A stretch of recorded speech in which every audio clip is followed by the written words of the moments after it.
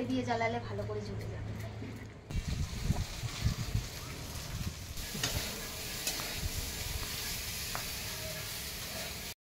My channel, আর আজ তোমাদের সকলের সঙ্গে শেয়ার করছি উনুনের রান্না। তো আজকে রান্নার জন্য এখানে কি কি নিয়ে এসেছি দেখো। এখানে নিয়ে এসেছি এই যে লাল শাক, তো নিচ থেকে ধুয়ে নিয়ে চলে এসেছি, যেহেতু জলের সুবিধা আমার উপরে নেই তাই এখানে লাল শাক। আর এখানে নিয়ে এসেছি ফুলকপি, আলু, পালং শাক। আর এখানে নিয়ে এসেছি পনির, যেহেতু পালং পনিরটা করব। আর এইখানে নিয়ে এসেছি এই যে ভেটকি মাছ, ফুলকপি দিয়ে ভেটকি মাছ রান্না করব। তো সব কিছু কাটাকুটি করবো, কিন্তু সবার প্রথমে আগে চুলাটা জ্বালাতে হবে। তো চলো চুলাটা জ্বালাই। ক্যান্ডি তুমি আগে পিছিয়ে ঘুরে নামা, সরো ওখানে।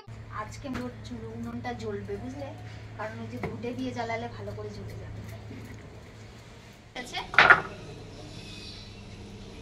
ক্যান্ডি তুমি সরে যাও, মা এখন কাটি কাটি করবো, সরো এখান থেকে সরো।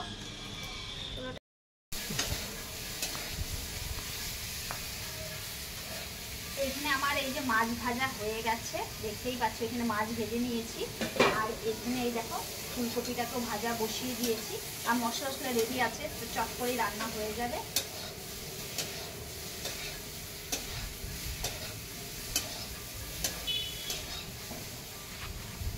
খুব তাড়াতাড়ি। তো এইখানে ফুলকপি ভাজাটা হচ্ছে, আর ততক্ষণে এইখানে কিন্তু শাকটাও কেটে নিই তাড়াতাড়ি করে।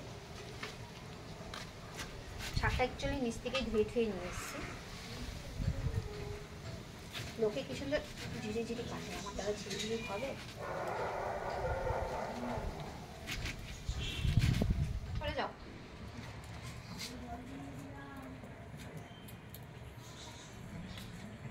এখানে লাল শাকটা কেটে নিলাম, আর এখানে তেলটা গরম হয়ে গেছে, একটু এখানে জিরা ফোড়ন দিয়ে দিলাম।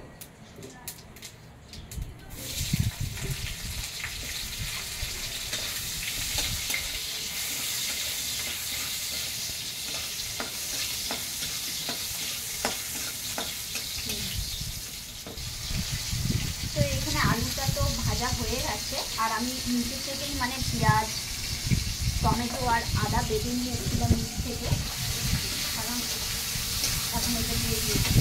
এবার সব মশলা দিয়ে দিই একবারে।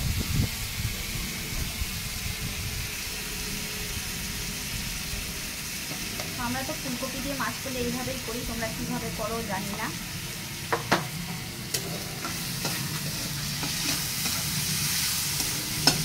আলুটা একটু ভাজা ভাজা হয়ে গেলে ফুলকপিটা দিয়ে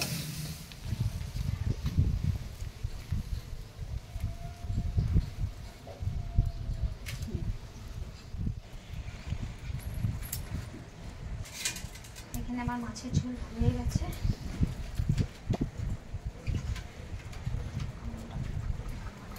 এবার মাছের ঝোলটা নামিয়ে নেব, আগুনটাকে একটু কমিয়ে নিই, নাহলে কাপড়ে আগুন ধরবে।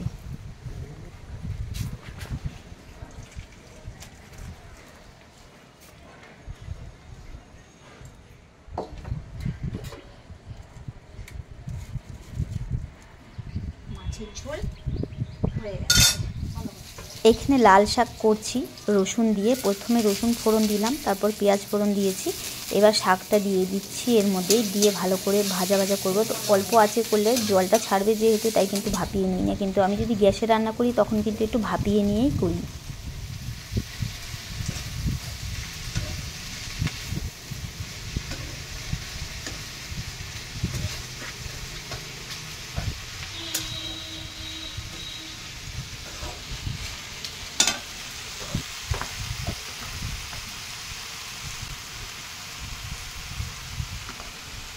এখানে শাক বানানো কমপ্লিট হয়ে যাচ্ছে। শাকটা এখানে হতে থাক, আর এখানে পালং পনিরের জন্য কিন্তু পনিরগুলো আমার কাটা হয়নি, তো এখানে পিস পিস করে কিন্তু পনিরগুলোকে কেটে নিচ্ছি। আর এদিকে শাক প্রায় হয়েই এসে, এবার নামিয়ে নেব।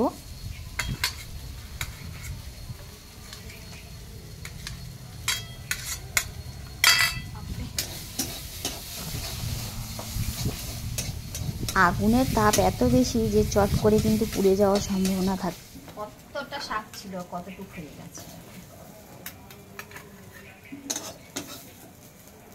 পালং শাকটা একটু হালকা কিন্তু জলে ভাপিয়ে নিয়েছি, নিয়ে কাঁচা লঙ্কা দিয়ে ভালো করে বেটে নিয়েছি।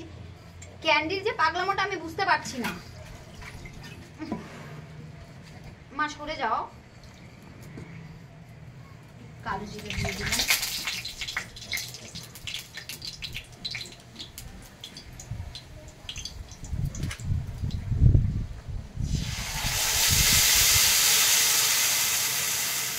কাঁচা লঙ্কাটা চিড়ে দিই।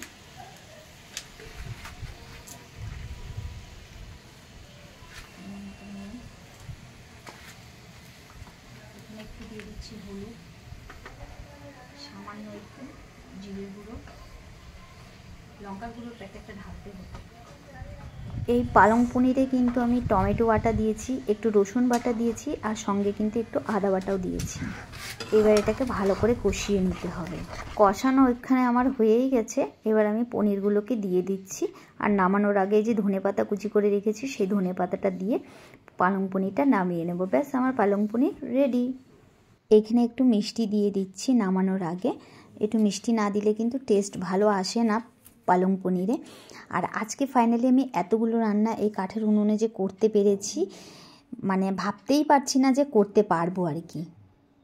তো মোটামুটি এখানে আমার সব রান্নাই কমপ্লিট হয়ে গেছে, কিন্তু এই রান্নার পরে এবার যে কড়াইটা মাজার পালাটা আসবে তখনই কান্না পাবে।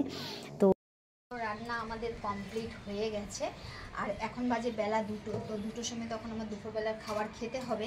তো চলো এখন আমরা এখানে খাওয়া দাওয়া করতে থাকি। আর তোমরা আমাদের পুরো ভিডিওটা দেখার জন্য অনেক অনেক অসংখ্য ধন্যবাদ তোমাদের সবাইকে। আর ভিডিওটা যদি ভালো লেগে থাকে তাহলে এভাবে তোমরা আমাকে সাপোর্ট করো, আমার পাশে থাকো। যেভাবে তোমরা আমাকে ইউটিউবে এতদূর এগিয়ে নিতে যাওয়ার সাহায্য করেছো, সেভাবে কিন্তু সাহায্য করো। তো চলো, ভিডিওটা ভালো লাগলে শেয়ার করো। বাই।